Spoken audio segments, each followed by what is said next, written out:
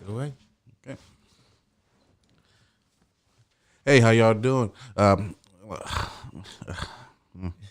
this again. Sorry. Hey, how you doing? This is the NashVocations Bible Study.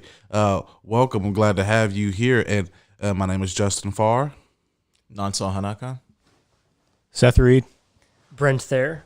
And we're seminarians for the Diocese of Nashville. We thank you for and everyone who's joining us, especially if you're from the Diocese of Nashville. So a shout out to all of y'all back home.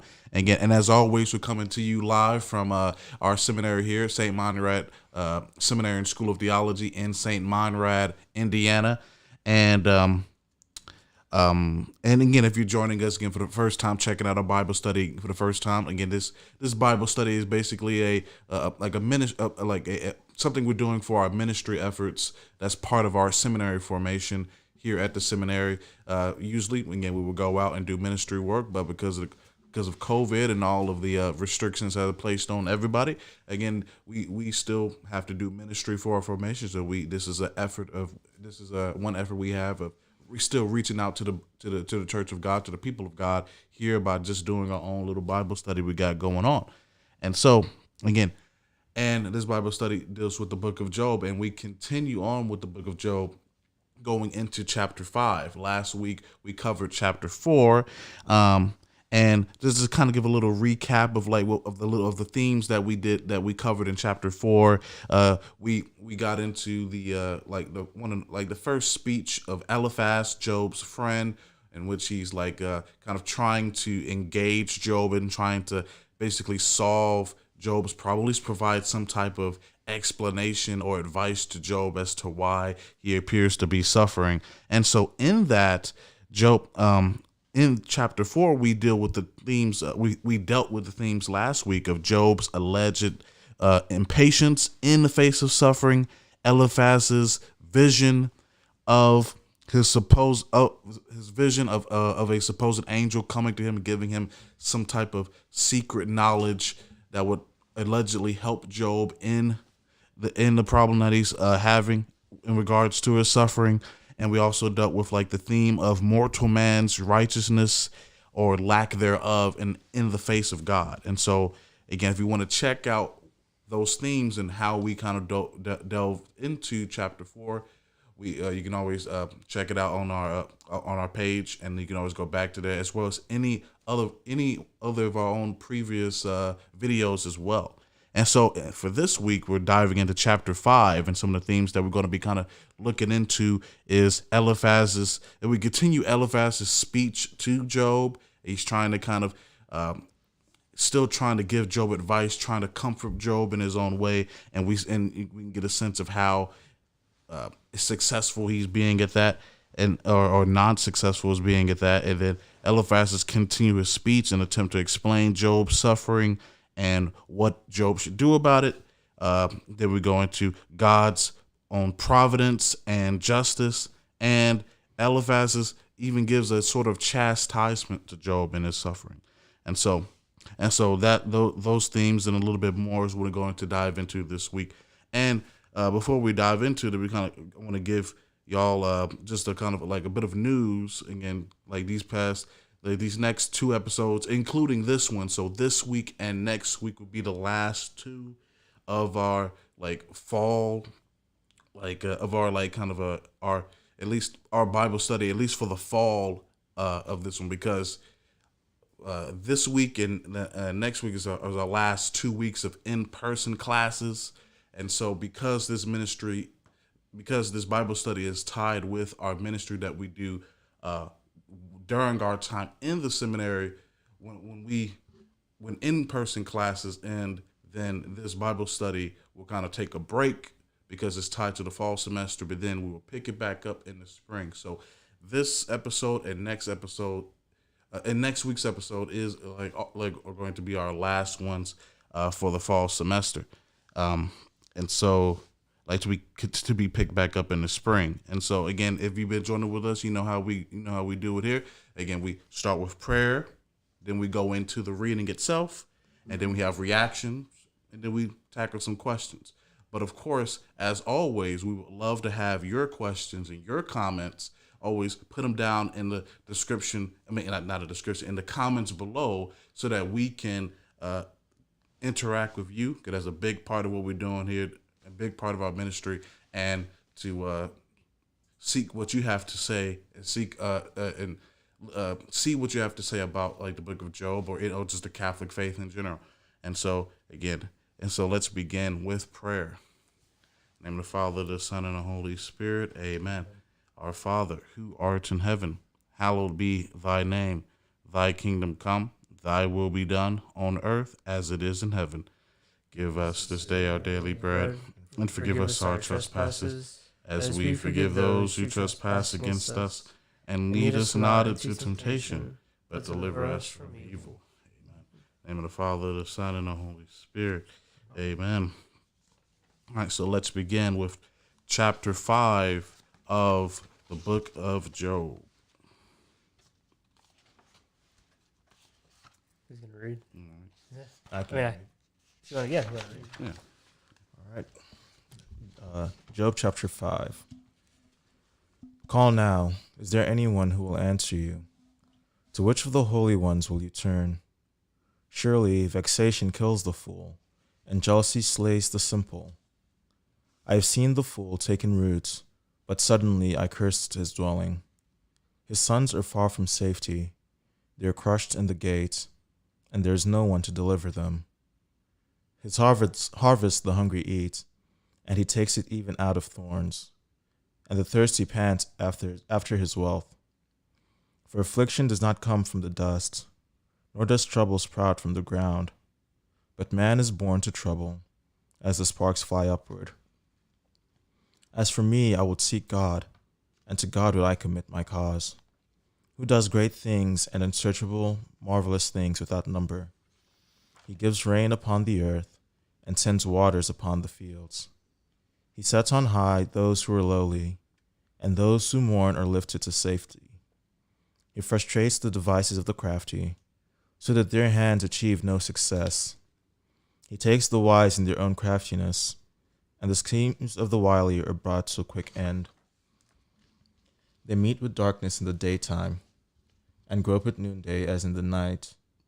But he saves the fatherless from their mouth, the needy from the hand of the mighty. So the poor have hope, and injustice shuts her mouth. Behold, happy is the man whom God reproves. Therefore, despise not the chastening of the Almighty. For he wounds, but he binds up. He strikes, but his hands heal. He will deliver you from 6 troubles. In 7 there shall no evil touch you. In famine he will redeem you from death, and in war from the power of the sword. You shall be hidden from the scourge of the tongue, and shall not fear destruction when it comes. At destruction and famine you shall laugh, and shall not fear the beasts of the earth. For you shall be in league with the stones of the field, and the beasts of the field shall be at peace with you. You shall know that your tent is safe, and you shall inspect your fold and miss nothing. You shall know also that your descendants shall be many, and your offspring as the grass of the earth. You shall come to your grave in ripe old age, as a shock of grain comes up to the threshing floor in its season. Behold, this we have searched out. It is true. Hear and know it for your good.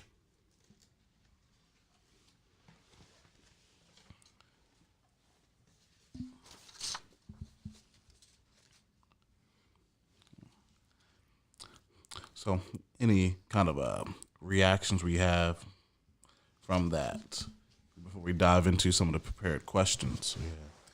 I mean, he's pretty much What's going on? straight in the beginning. He's going off from what he did in chapter 4.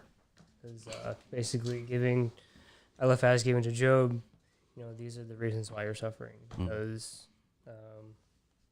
it's obvious, you've done something wrong. And it's like last week, I think like our main topic of discussion was basically that, Eliphaz, Job's friend, is not being very consoling.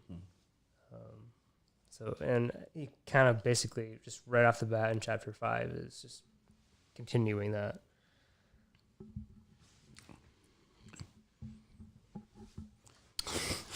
So The verse that sticks out to me, I guess, is people are born. This is a New Living Translation.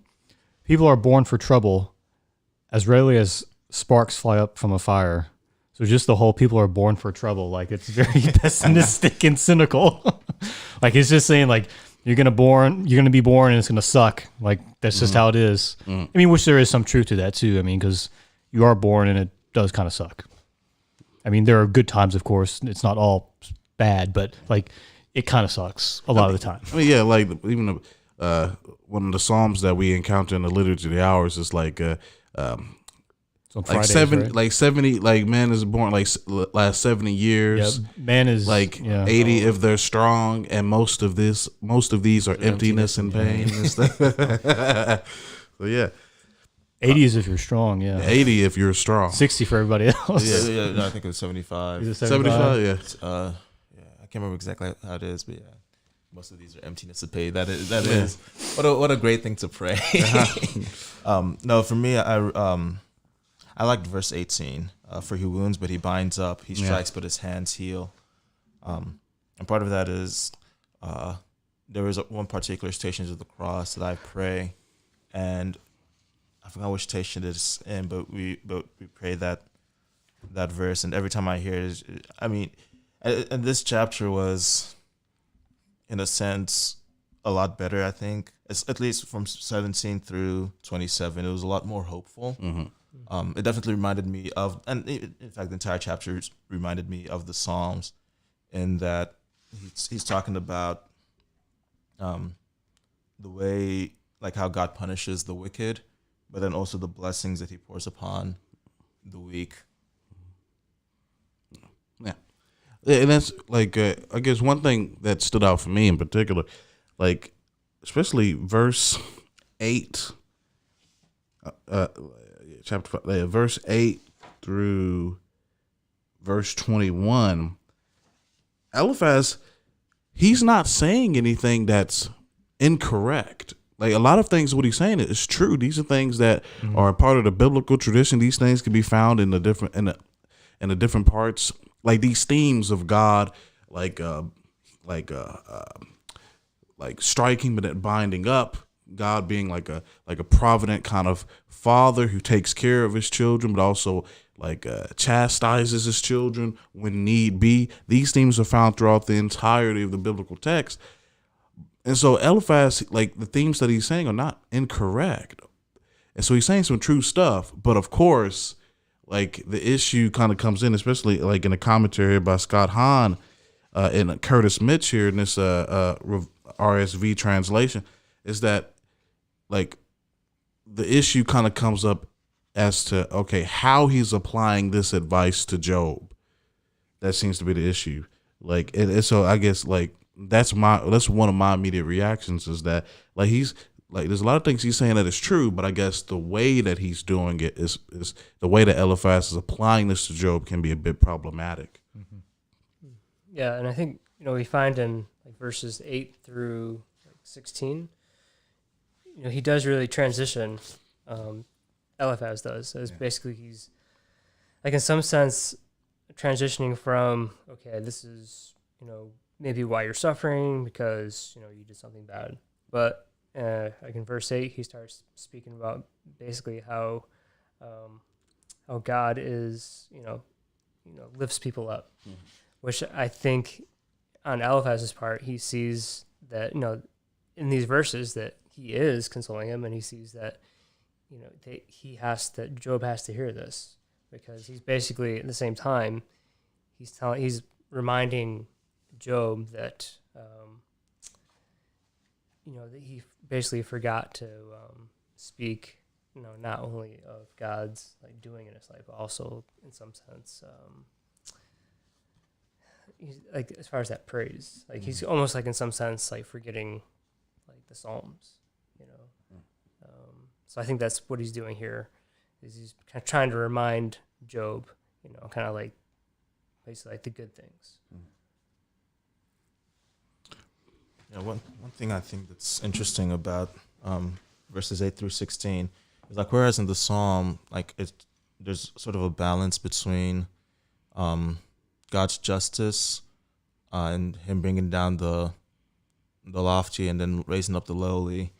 Most of what Eliphaz is talking about is literally just God pulling down the wicked and those who think themselves wise. And then at the very end, it's like, oh yeah, by the way, the poor have hope. And so within this context, I think it's clear that he's basically saying that Job is one of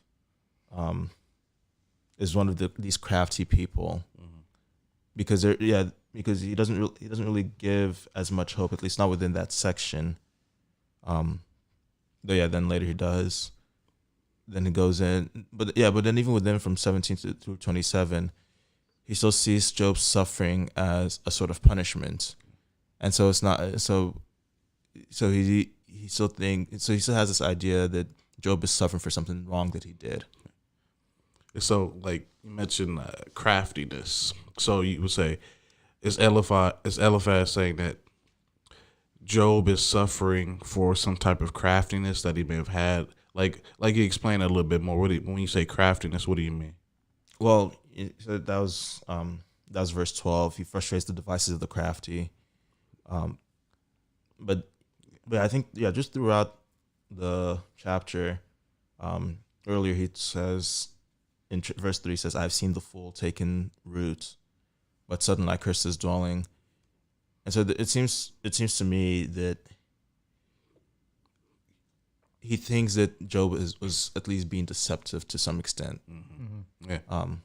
Because from chapter 1 we've been, the way we were told is like Job has been making all these sacrifices, doing all these things for God, and I guess to some extent then Eliphaz might be trying to point towards a duality between Job, where he worships God on Sunday but does whatever on Monday.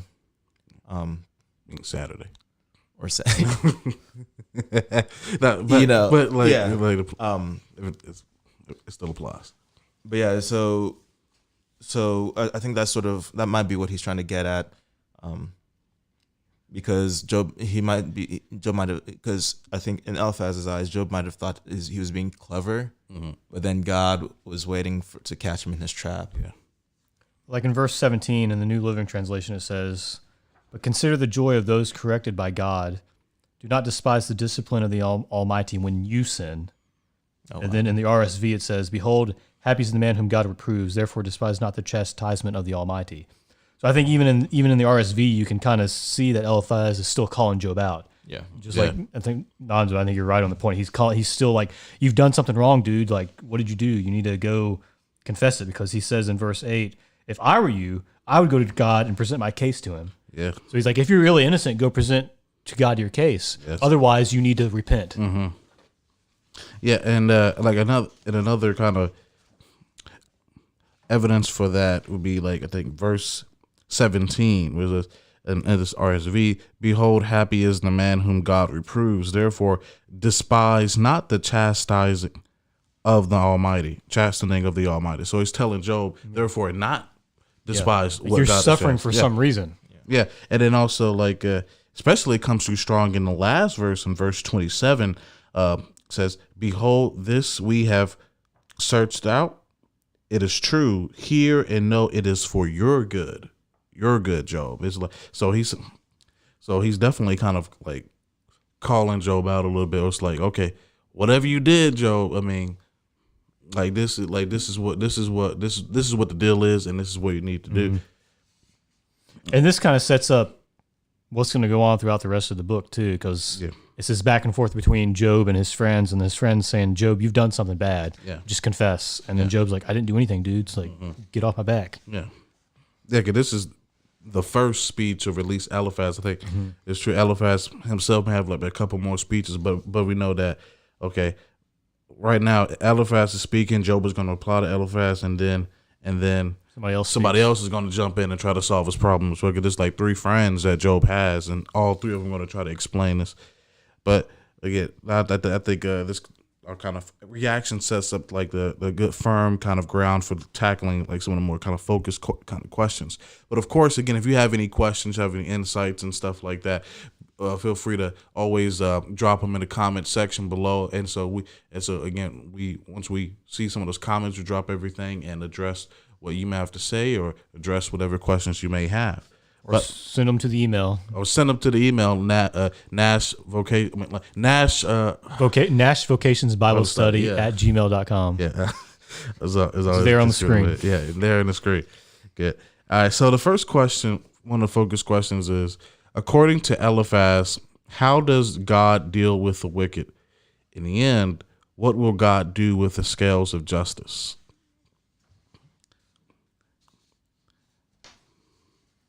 And then these focus questions are coming out of this RSV, the Ignatius Study Bible, RSV. So,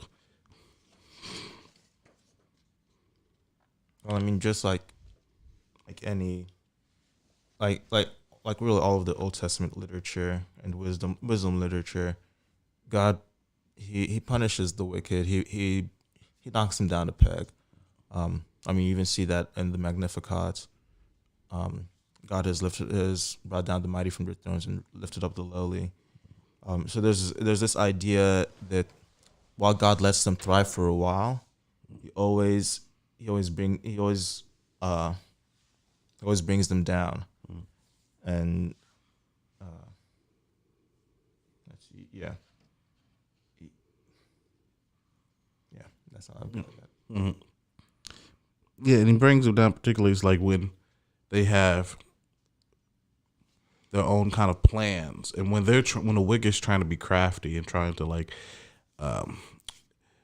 put one over either on somebody, like really over on somebody else. But ultimately, when we try to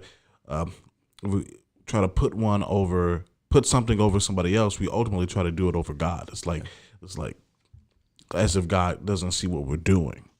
And I think one thing to note, though, is that God's punishment is not out of wickedness or out of anger. I just realized that, like, as I was thinking about it, because in verse 17, when he's talking about the chastisement, the commentary says suffering is sometimes a corrective action of God in response to sin.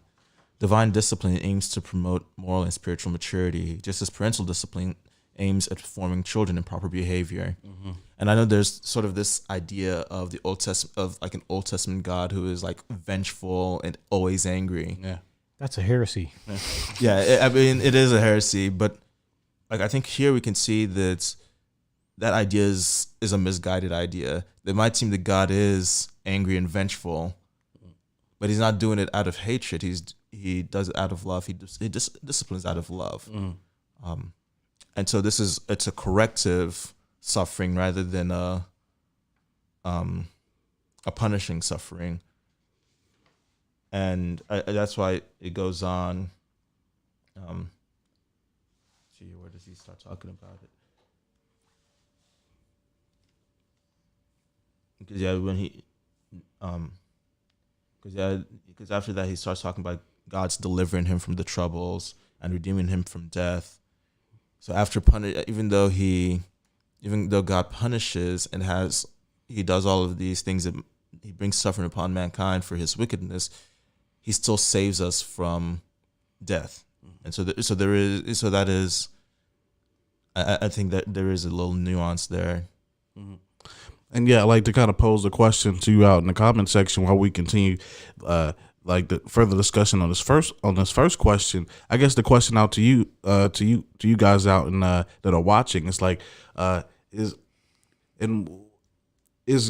when God punishes us or when God chastises us, it's like, is that a sign of God's love or is that of God a sign of God's hatred? Basically, like if God punishes us, how does that still show that God loves us in a way? So like kind of deal with that question and like I'd love to hear your comments on that as well as we continue the discussion of this first one.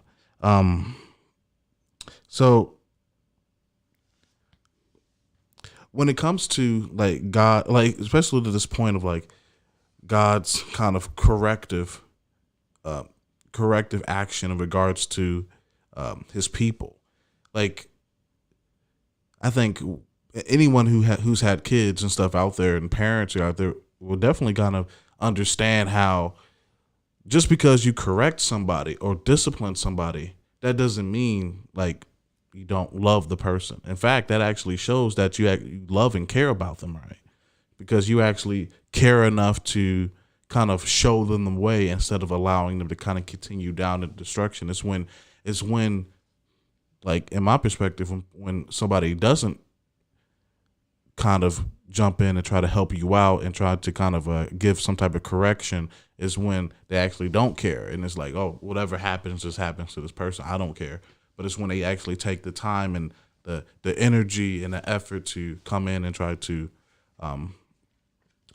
like give some type of corrections or some type of advice, or like sometimes like tell us off when we need to be told off. And man, that shows that, hey, they actually care about us, and that they want to see us do better in a way. I think a distinction too that we need to make is that if you're suffering, that doesn't necessarily mean that God is punishing you for something that you've done. I think that needs to be made very clear right now, that if you are suffering, that does not necessarily mean that God is punishing you because you've sinned, because it's not how God works. Like, he may allow you to suffer for some reason or another, but it's not usually because you've done something horrible or bad. I mean, I just want to put that out there. Yeah, he pretty much, I think, like in verse 6 and 7, I think Eliphaz is basically telling Job that, like, it's not his fault, because he says, "For affliction does not come from the dust, nor does trouble sprout from the ground. But man is born," like we were talking about before, like he's born to trouble as sparks fly upward. So I was reading a commentary today, basically was talking about how, like, this is very similar, like if you go back to Genesis, and how basically like, the writer is he's writing about this because, yeah, that's when man, kind of basically picks up the human condition of suffering. It's out of the ground, formed from the dust, and basically, after that, that's the human condition, is to suffer, and it's how you accept, which I think is basically what Eliphaz is doing. He's kind of like, in some sense, like in a good way, like he's calling him out, basically saying that you're not grieving the right way. Like there's more. There's more to it. There's more a better way to grieve of this, and basically like you're not doing it well. And I think he is generally pointing to that way of doing it well. And verses, was it in the latter verses 8 through 16. So I think, yeah, it's just generally just it's how you accept those sufferings, which I think Eliphaz is trying to get to him. Yeah, you bring up an interesting point. I mean, we can say about the, like, you're not grieving in the right way. Is that what you said? Mm-hmm. Yeah. I mean, to make that connection to, I guess, like our own kind of suffering and our own kind of our own suffering today, when we go through suffering, is there any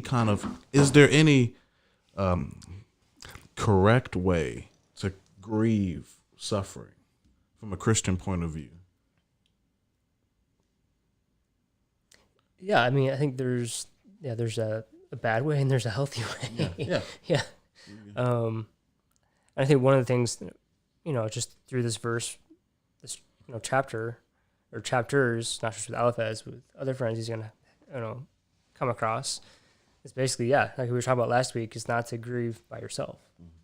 It's to be with someone else, someone that can console the person, which is a very healthy way.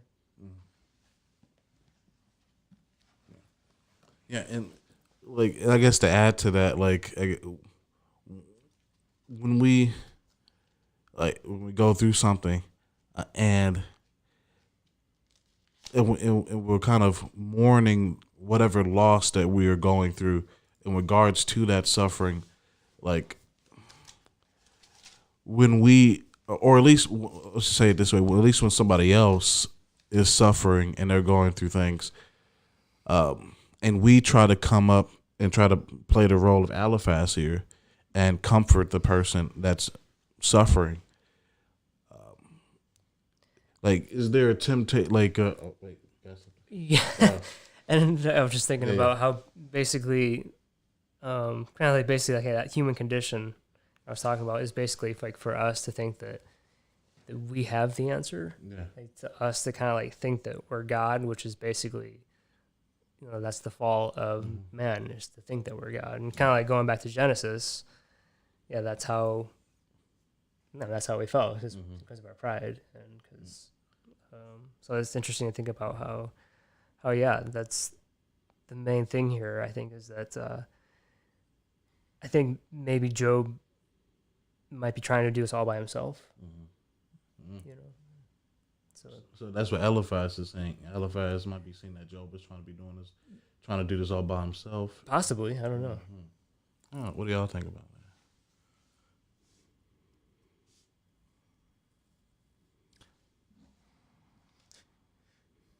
I don't really know. I mean, I guess can't really say. I don't know. Yeah, I don't think there's enough evidence to say one way or the other. But I mean, we know that Job at the beginning, hey, this is bad. And his wife pretty much says, give up and die, curse God and die. Yeah. And then his friends come. I think if we were going to say that he's trying to do it all by himself, us, not Eliphaz, but if we were going to try to say that he's doing it all by himself, then I don't think there's evidence for that because he lets his friends come and sit with him. Yeah. If he didn't That's want the to do point. it all by himself, he would have sent his friends away. Yeah. And he even tells, because I think he's even still relying on God, because when his wife says, curse God and die, he goes, like, why should we not accept bad things if we accept the good? Yeah, and no, I definitely agree with that because with the question of like inappropriate ways to like grief suffering. Yeah. I think despair is one of those where you sort of just give up and say, no, I just want to escape the suffering.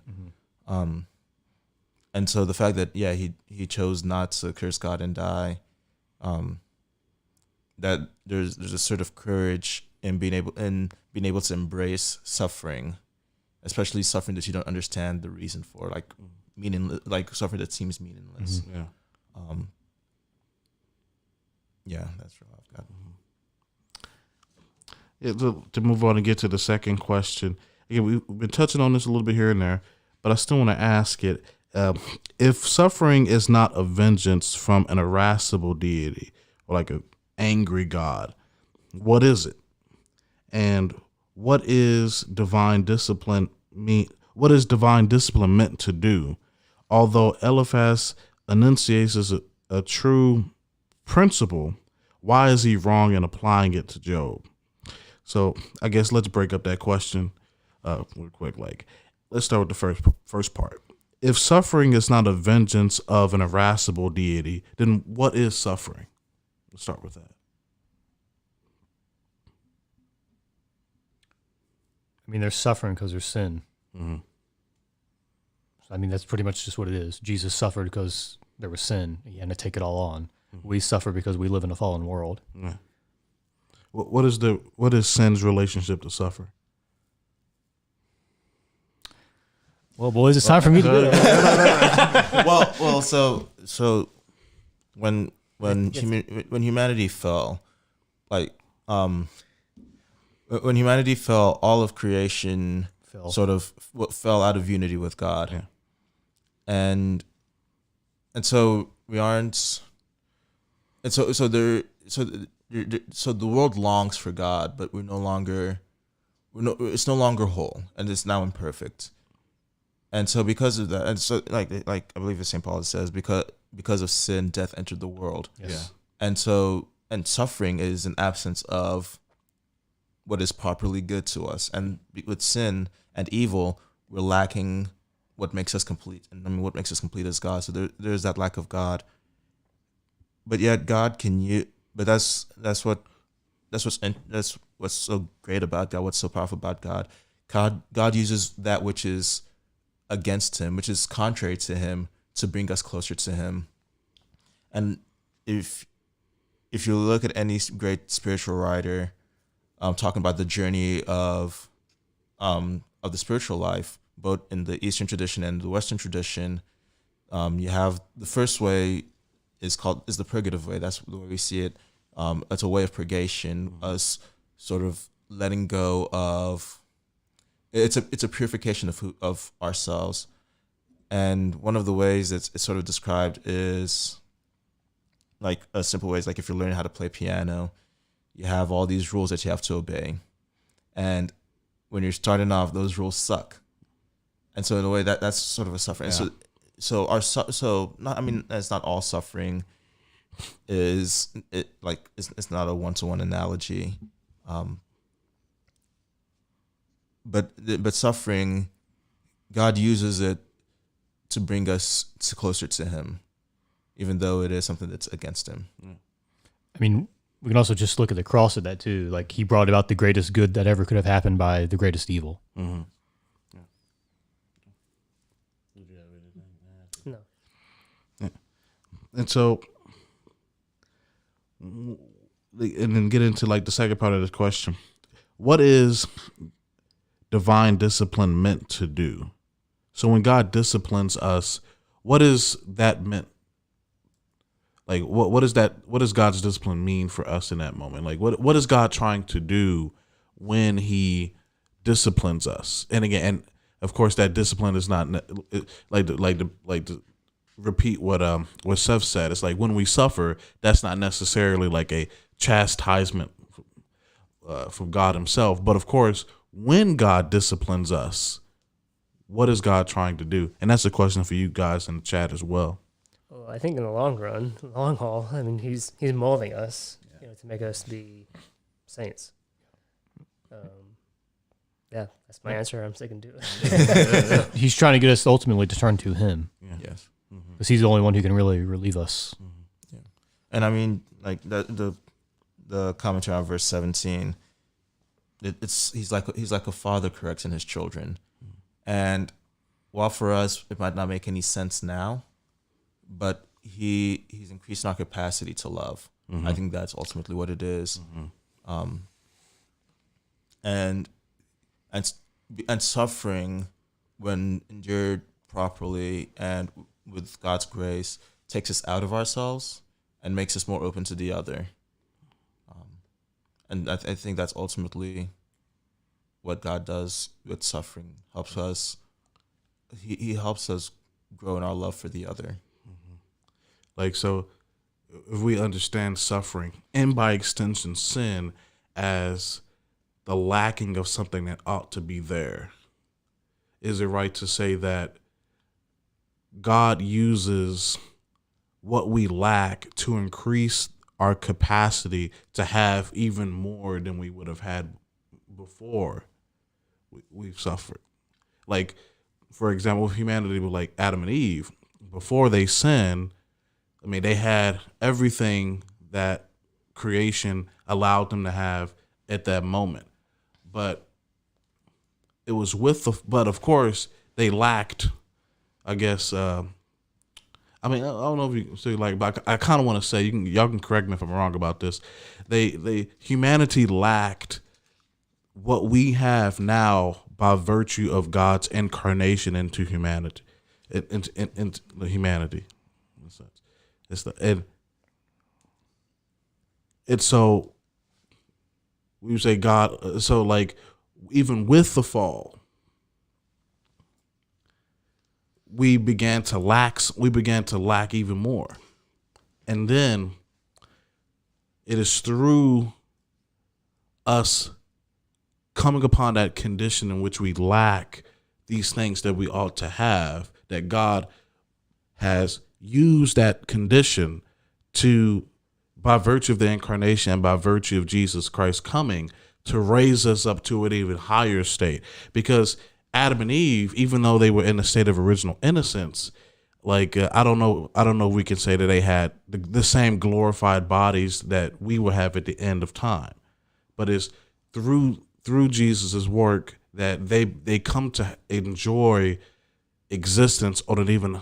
It is through the work of Jesus that all of humanity obtains a even greater plane of existence.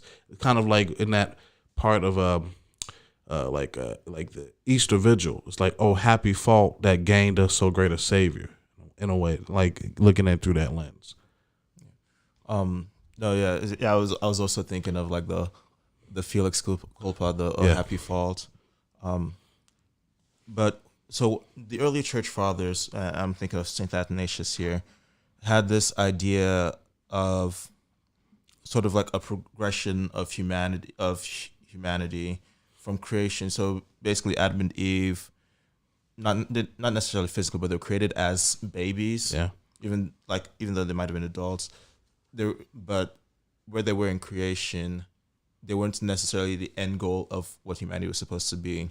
And then we fell, so we basically went further down than what we were created to be. But then when Christ comes back, he elevates us not only to the level of Adam and Eve, but to a higher level, and we continue to grow in that upward trend towards the fullness of who we are. And so yeah, there is,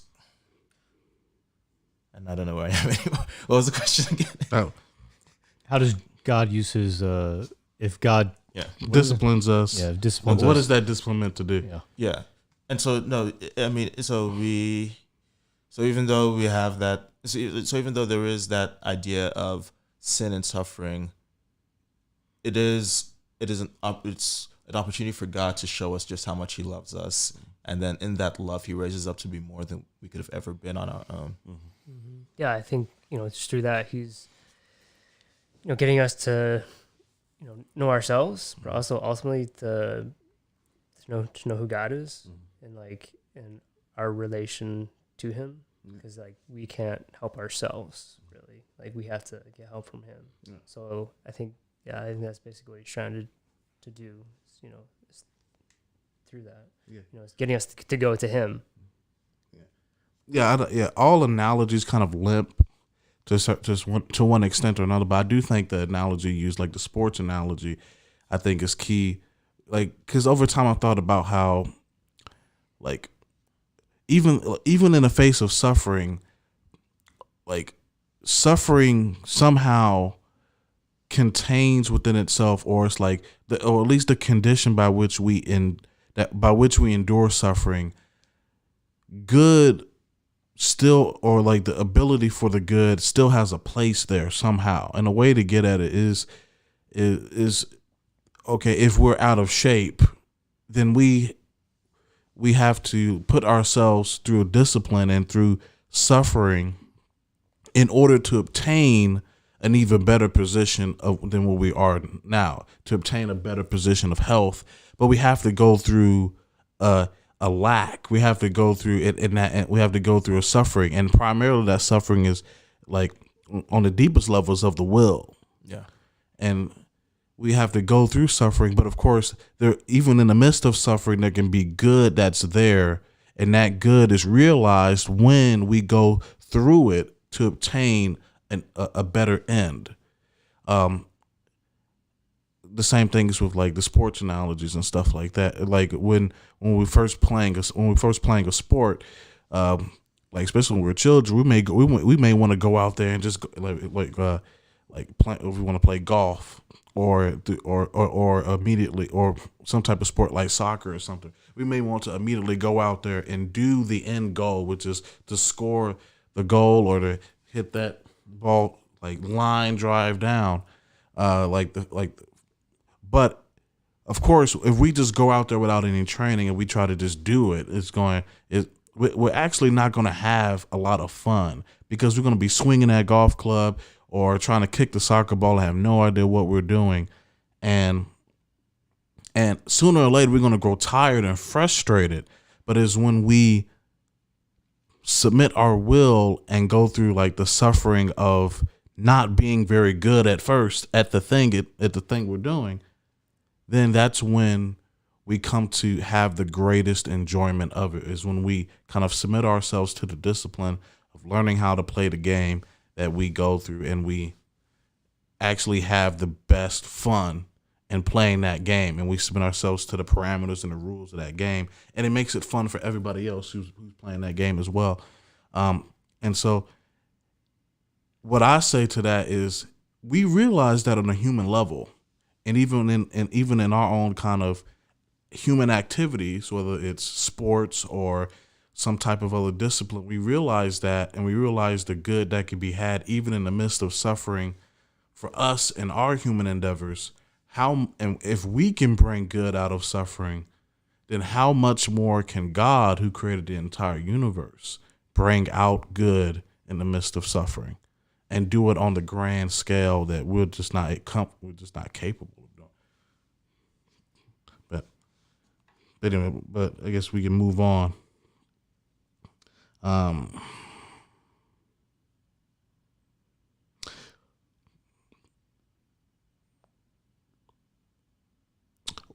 When it comes to, I guess this question 4 here, why would a person whom God reproves be happy? Aside from physical suffering, how might his discipline reveal itself in one's life?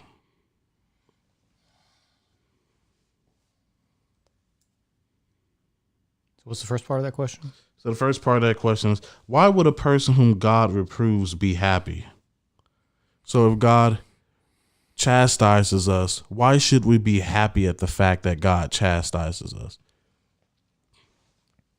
Because he ultimately wants us to move closer to him. But go ahead. I guess in one way it just means that God hasn't given up on you yet. Mm-hmm. Yeah, I guess like a very kind of like concrete way of kind of getting at the question, even more. It's like when our parents punishes us or send us a timeout, or they spanked us or something like that. They gave us some type of punishment. It's like that didn't feel good. That didn't make us feel happy. But of course, this question is kind of turning that on its head. It's like somehow we would have put ourselves back into like 8-year-old us when our parents punishes us.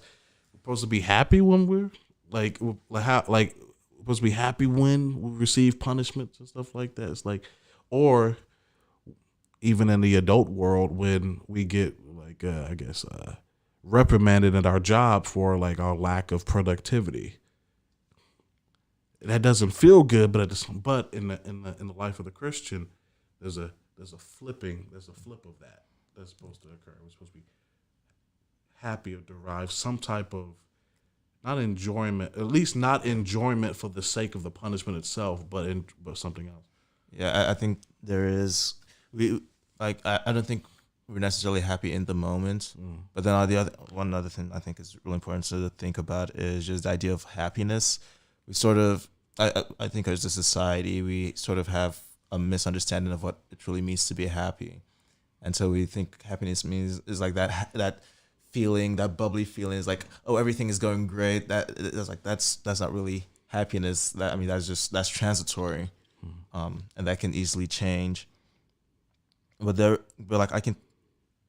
looking back like at my life and like growing up with the discipline that my parents have given me and seeing how that has helped me over time, there is a sense of happiness, so to speak, in that it's been something that has guided me.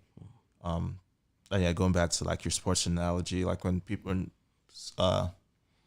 players are training, they do the same movement over and over again, and at first they just keep on doing it, and it seems tedious and awful, and you're like, why am I doing this? But after getting that ingrained in you, it becomes a natural part of you where you don't necessarily have to think about it.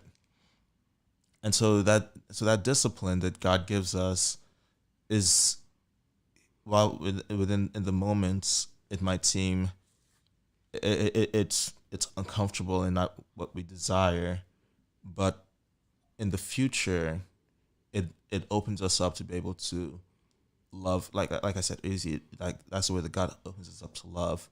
It becomes more natural to us. And then like talking about like other ways that God like disciplines us, I sort of was thinking of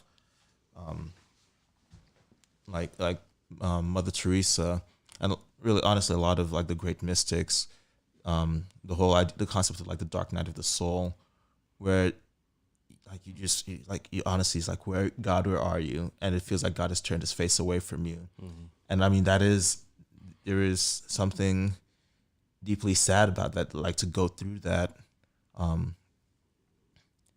But yet to see those saints continue to persevere through that, and that is part of like, and the fact they're able to persevere through that is because they've gone through that time of purgation to habituate themselves, turning to God. And so early on in the process, it was turn to God despite what they wanted and their own will. They wanted to take them somewhere else, to the point where it's like, now I want God, but I can't necessarily find him. But I'm still going to keep on turning to him. I think one thing we need to kind of, this is a question, I know we're almost out of time, but this is a question I think we need to kind of answer. Like, where do we draw the line between suffering and chastisement from God? Like, is your spouse dying chastisement from God? Or is that's just something that happened, that's just your suffering? Is you stubbing your toe chastisement from God, or is that just you suffering? Is you struggling with a particular sin, you just suffering? Is that chastisement from God? Because I think as we're talking about this, and as I'm sitting here thinking about this and hearing y'all talk, like I can see myself being a viewer and listening to this and going, well, if my son just died because of coronavirus, is that God chastising me for something? Yeah. Like, is that God trying to teach me something? Or is that just something that happened because we live in a fallen world? So I think we need to clear this up at the end of this. And I guess for me, I don't necessarily, I think God very rarely actually chastises us. I think he lets us undergo suffering. And plus with the fact that Christ has died for us on the cross, he took upon himself our sin. And so there's no need for God to chastise us. Nevertheless, he allows us to continue to undergo suffering, not necessarily not to punish us, but to help us. So it's, yeah, I don't think it's a chastisement, but I think it's an opportunity to grow in love. And it's an opportunity for us to partake in the suffering of Christ, because we are the body of Christ. And just like as Christ, our head, has suffered, we suffer in and through him and with him. And we do that. And just like he suffered for the sake of the world, we also suffer for the sake of the world. Yeah, I'd say you hit it pretty well. Yeah, I think there's definitely some distinctions that can be made, like in terms of like, for one thing, ultimately, like, it may be almost impossible to figure out in each and every individual case of suffering, at least impossible in this life, without like knowledge of like God's full tapestry and plan, to figure out, okay, in each and every particular incidence of suffering, is this God's chastisement, or is this basically what happens in what happens in an imperfect world? It's like, if I stub my toe and I experience pain, then that is almost like a natural consequence of being in being in like the physical world, because like I stub my toe, then the pain, and then like that's going to activate the pain receptors and stuff that goes up into my brain, and then that pain receptors cause me to feel the sensation of pain. And so in a way, so of course there's a lot of suffering out there that is the result of just being in a imperfect world that God will redeem at the end of time. So that's one thing. Another thing is, there's also something like, is it possible that God chastises us for sin? Yeah, I would say definitely that's possible. That's in the realm of God's ability, and that's in the realm of God's like prerogative to do that. If he says that's the best way we're going to learn. I do feel like there are particular, just like I think there are particular natural ways in which God provides a chastisement for sin, in a sense that he allows us to experience the consequences of those actions that naturally results. It's like we can kind of get bogged down into, okay, God is watching us, and then once we commit a sin, and then that's when he does the chastisement. But it's definitely possible to see, like, and I think it's logical to see the case that, okay, there's certain actions that result from sin. There's certain consequences that result from sinful actions that necessarily provides its own chastisement in the act itself. It's like, and that we feel, and that when we suffer, like, especially spiritually, it's like when we commit terrible acts towards other people, the guilt we feel is the chastisement from God, as we can say. We might be able to say that. And so when we commit sins against other people or sins against God, we are the more we commit sin, the more we experience the deformity of our own character, the deformity of our own spirit, and we experience spiritual darkness and blindness that carry out, and those are sufferings that carry out, like ipso facto from the act itself, that carry out naturally from the actions, from those actions themselves. But of course, those actions have those consequences that come out from those actions have, like, they're there for a purpose, and those purposes is to let us know, just like when we were kids and our parents say, don't touch that stove, it's hot, and we touch it, and we experience the necessary consequence of pain and suffering from that, then we learn. And so then when it comes to the realm of, like, immoral actions and sinful actions, if we do those actions, then we experience the inward suffering of that. Then we realize, this is bad, this is terrible, and it hurts me, that it hurts other people, and it hurts God. And so that, like, that's a couple of ways I would kind of get at it. And in no way I'm trying to be exhaustive or answer the entire question, but I'm just providing, like, windows by which we can kind of get at a question that's definitely going to be more than, like, 10 minutes to answer and stuff. So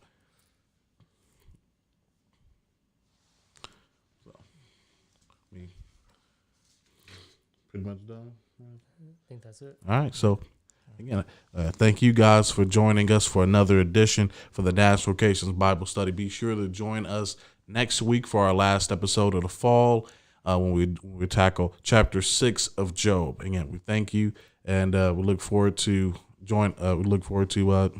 next week's episode as well. Again, as always, send any questions, comments, suggestions to us at our email, like NashVocations Bible Study at gmail.org, and right there below. And we thank you for joining us. God bless you, and peace out.